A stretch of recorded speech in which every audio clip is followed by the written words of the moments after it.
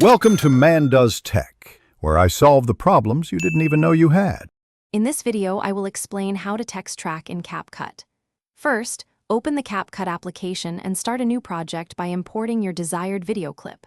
Once your video is on the timeline, add a text layer and type out your message. You can then customize the font, color, and size to match your video's aesthetic. Finally, place the text over the object or area you wish to track, setting its initial position.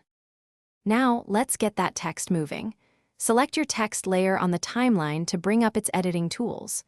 Look for the tracking option, which is usually found among the animation or effects settings. Tap on it, and a tracking box will appear on your video preview.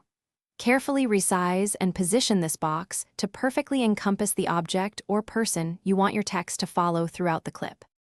Once your tracking box is set, hit the Start button to let Capcut analyze the motion.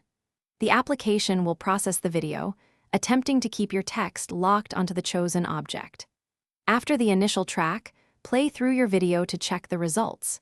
If there are any slight wobbles or moments where the text drifts, you can use keyframes to manually adjust its position for a smoother, more precise follow.